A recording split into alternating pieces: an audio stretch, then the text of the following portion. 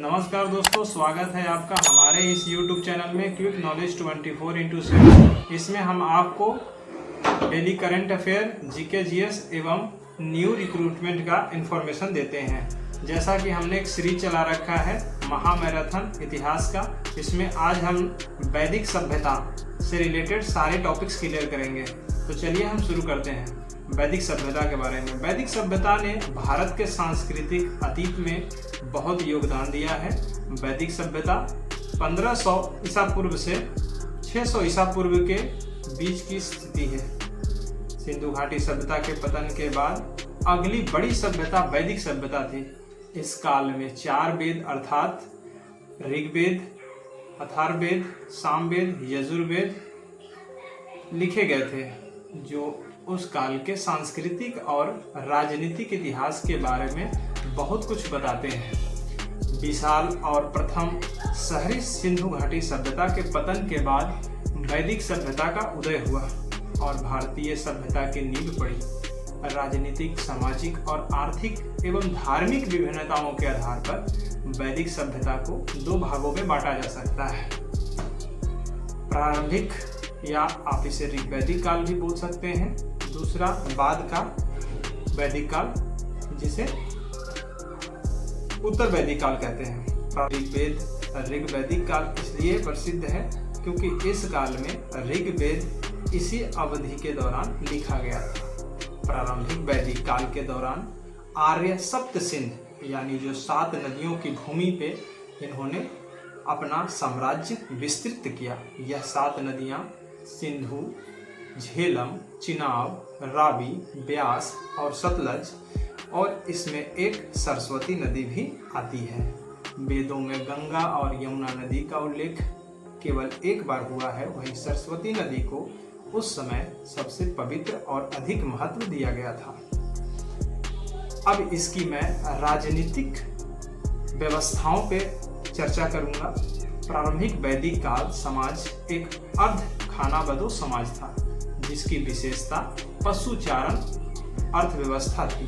आदिवासी प्रमुख को राजन, गोपति या गोपा कहा जाता था और जनजाति कबीले को जन कहा जाता था, जो ऋग्वैदिक काल में सबसे बड़ी सामाजिक इकाई थी। आर्यों का प्रशासनिक इकाई कुल और उससे बड़ा ग्राम और उससे बड़ा विश्व और उनसे बड़ा जन और सबसे बड़ा राष्ट्र था। सामाजिक समूहीकरण में कुल राजनीतिक संगठन की मूल इकाई थी। कुछ परिवार के समूह ने मिलकर ग्राम नामक गांव का निर्माण किया और इसका नेतृत्व करने वाले को ग्रामनी कहा गया। इसे ग्रामों का समूह या सामूहिक रूप से विस कहलाए, जिसके प्रमुख विसपति होता था। बदले में ऐसे विस के समूह को जन कहा जाता था और इनके नेतृत्व गोपति या गोपा करता था। वही जन के समूह राष्ट्र कहलाए, जिसकी अध्यक्षता राजन करता था। यह सबसे बड़ी इकाई थी। जनजातीय सभाओं को 2 भागों में बांटा गया था। इसमें पहला सभा यह श्रेष्ठ एवं संभ्रांत लोगों की संस्था थी और दूसरी समिति जो सामान्य जनता के लिए होती थी। इसकी अध्यक्षता जो करते थे उन्हें ईसा कहते थे।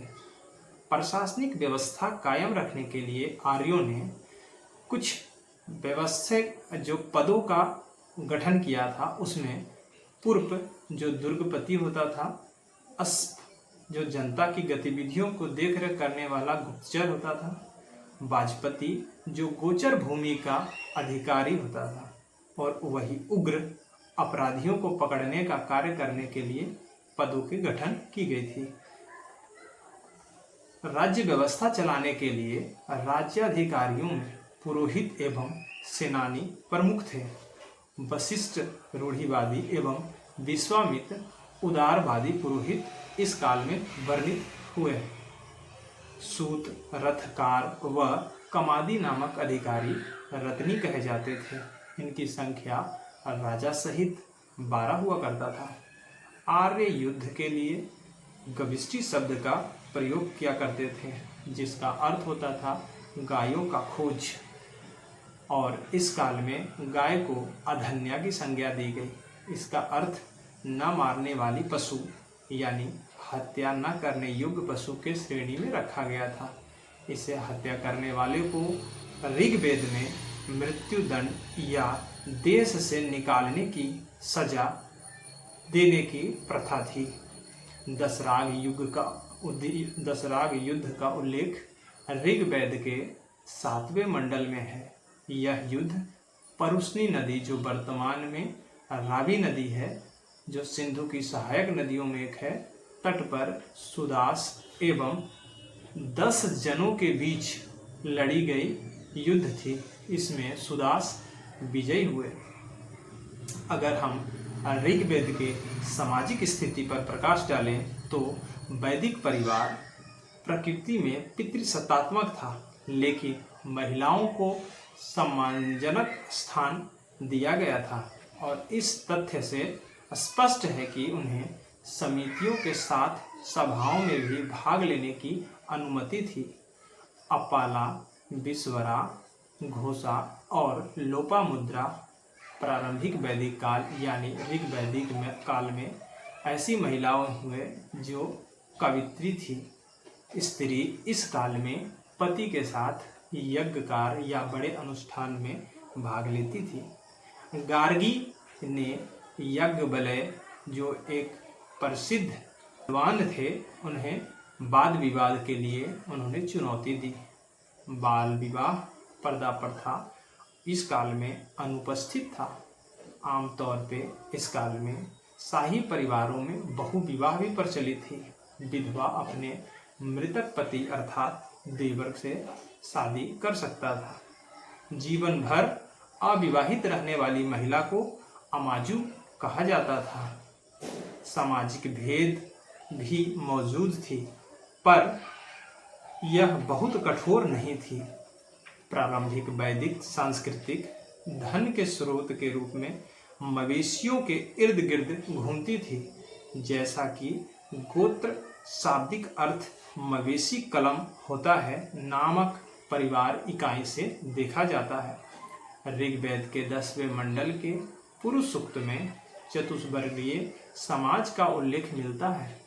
इसके अनुसार परम पुरुष के मुख से ब्राह्मण, भुजा से क्षत्रिय, जंघा से वैश्य एवं पैरों से शूद्र जाति का उत्पन्न बताया गया है।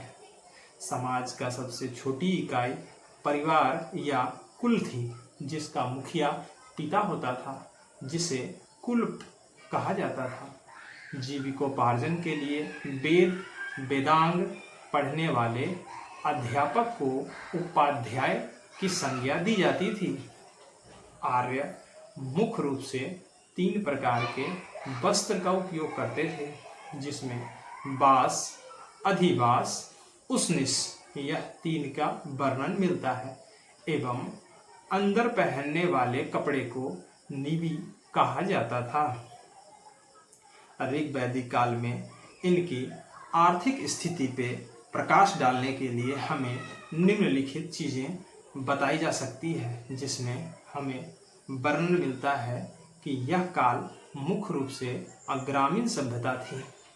मनुष्य का धन अक्सर उनके पास गायों की संख्या से मापी जाती थी, अर्थात जितनी गायें जिनके पास होगी वह उस काल में सबसे ज़्यादा धनी व्यक्ति माने जाते थे।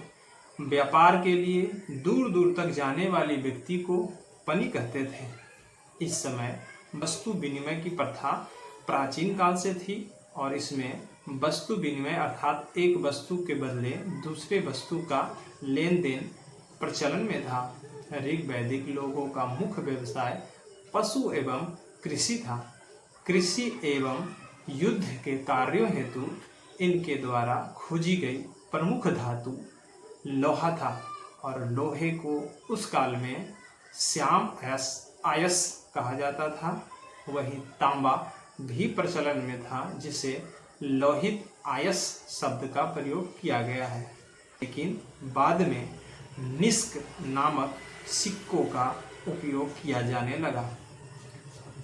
प्रारंभिक वैदिक काल में लोग मुख्य रूप से प्रकृति के उपासक थे। धर्म व्यवस्था में वैदिक जो लोग थे, वैदिक काल के लोग थे, वह मुख्य रूप से धर्म में प्रकृति के उपासक थे। इस अवधि के दौरान जो पूजे जाने वाले महत्वपूर्ण देवता इंद्र थे, उनकी श्रेष्ठता थी। इसके बाद में वरुण जो कि वर्षा के देवता थे, अग्नि, सूर्य और पृथ्वी, इनकी भी पूजा की जाती थी। उषा जिसे सुबह या भोर का देवी कह सकते हैं, और अदिति, इनकी भी पूजा की जाती थी। मनुष्य और देवता के बीच मध्यस्थ की भूमिका निभाने के लिए इस काल में देवता को अग्नि जो उनकी भी पूजा की जाती थी। इस काल में देवी देवताओं के लिए कई अनुष्ठानों का उल्लेख मिलता है, परंतु मंदिर और मूर्ति पूजा का प्रचलन इस काल में नहीं दिखाई देती है। वहीं हम बाद का वैदिक काल अर्थात उत्तर वैदिक काल की बात करें तो उत्तर वैदिक काल का सीमांकन यानी निर्धारण तब किया जाता है जब आर्यों ने भारत के अधिक आंतरिक भागों की ओर बढ़ना शुरू किया और आर्य अब उत्तर प्रदेश, बिहार के पश्चिम और पूर्वी हिस्से जो मुख्य रूप से कुरु और पांचाल क्षेत्र के रूप में ज्ञात भारत है और गंगा के मैदान पर कब्जा कर लेते हैं। शतपथ ब्राह्मण में एक कहानी में विदेगा माधव की कहानी का उल्लेख है, जिसमें कहा गया है कि विदेगा माधव अग्नि या अर्थात अग्नि देवता बोल सकते हैं की मदद से गंडक नदी के पूर्व की ओर चले गए। राजनीतिक व्यवस्था में इनकी उत्तर वैदिक काल के दौरान छोटे राज्यों ने सम्मेलन करना शुरू कर दिया और महाजनपद नामक बड़े राज्यों का गठन किया। जैसे जैसे राजा की शक्ति बढ़ती गई, सभा और समिति जो ऋग्वेद में प्रसिद्ध संस्थान थी, इनकी लोप दिखाई देता है। राजाओं ने अपनी वैधता का दावा करने और अश्वमेध यज्ञ जो घोड़े की बलि, राजसूय यज्ञ, प्रतिष्ठान समारोह, वाजपेय यज्ञ या रथ दौड़ जैसे अपनी स्थिति को मजबूत करने के लिए कई प्रकार के बलिदान किए। सामाजिक संरचना में उत्तर वैदिक काल में वर्ण व्यवस्था मजबूत हुई।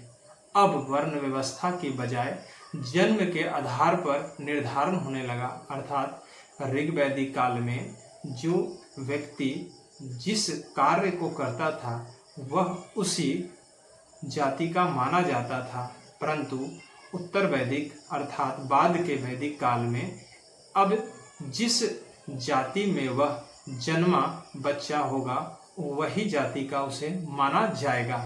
महिलाएं अपनी महत्व खो चुकी थी और उनकी स्थिति दयनीय होती दिखाई दी। उन्हें सभा और समिति जैसे सार्वजनिक सभाओं में शामिल होने से मना कर दिया गया था। बाल विवाह बहुत आम हो गई थी। गोत्रों को संस्थागत किया गया। आर्थिक स्थिति में भी काफ़ी बदलाव आए। उत्तर वैदिक काल में कृषि मुख्य व्यवसाय बन गया। फसलों में जौ जारी रहा, लेकिन गेहूं और चावल प्रमुख फसल बन गया। बढ़ईगिरी, मिट्टी के बर्तन और धातु के काम जैसे औद्योगिक कार्य भी किए जाने लगे। उत्तर वैदिक काल में हल को सिरा एवं हल रेखा को सीता कहा गया। निष्क और शतमान यह मुद्राओं की इकाई थी, किंतु सिक्कों का चलन का कोई प्रमाण नहीं मिलता है। बेबीलोन और सुमेरिया जैसे दूर दराज के क्षेत्र से भी व्यापार होता था। धर्म के क्षेत्र में उत्तर वैदिक काल में ऋग्वैदिक काल के तुलना में पूजा करने के लिए देवी देवता भी बदल गए। अब इंद्र और अग्नि ने इंद्र का स्थान, अग्नि का महत्व खत्म हो चुका था। इनके बजाय प्रजापति जिन्हें निर्माता का रूप और विष्णु जो संरक्षक के रूप में पूजा जाने लगा। सत्यमेव जयते मुंडको उपनिषद से लिया गया है। इस उपनिषद में यज्ञ की तुलना टूटी नाव से या फूटी नाव की संज्ञा आप कई जगह पे मिलेगा, फूटी नाव की संज्ञा दी गई है। ऋग्वेद में वर्णित गायत्री मंत्र सविता नामक देवता को संबोधित है, जिनकी रचना विश्वामित्र ने लोगों को आर्य बनाने के लिए किया था। ब्राह्मणों ने अपनी वैधता को दावा करने के लिए कर्मकांड और बलिदानों को अधिक विस्तृत बनाया। इस काल में श्राद्ध की भी प्रथा शुरू हो गई और इस प्रथा को दत्तात्रेय ऋषि के बेटे निमि ने शुरू की। इस कालखंड में 2 महाकाव्य लिखे गए, पहला रामायण और दूसरा महाभारत। महाभारत को जय संहिता भी कहा जाता है। यह विश्व का सबसे बड़ा महाकाव्य है। समाज में रूढ़िवादी और कठोरता के कारण जैन धर्म और बौद्ध धर्म जैसे धर्मों का उदय होने लगा। निष्कर्ष अगर हम पूरे उत्तर वैदिक काल और ऋग वैदिक काल के निकालें तो वैदिक सभ्यता प्राचीन भारतीय इतिहास का एक बिल्कुल सुनहरा काल है, क्योंकि इस अवधि के दौरान वेदों को संकलित किया गया था। वास्तव में वेद कोई एक धार्मिक कार्य नहीं, बल्कि यह कई शताब्दियों में विकसित हुआ है और मौखिक रूप से पीढ़ी दर पीढ़ी पारित किया गया है। प्रारंभिक वैदिक काल अथवा ऋग वैदिक काल कुछ हद तक कठोर नहीं था, जैसा कि समाज की दिखाई देता है, लेकिन बाद के वैदिक काल, जिसे उत्तर वैदिक काल ने समाज में कठोरता ला दी, जिसके कारण बौद्ध धर्म और जैन धर्म का भी उदय हुआ।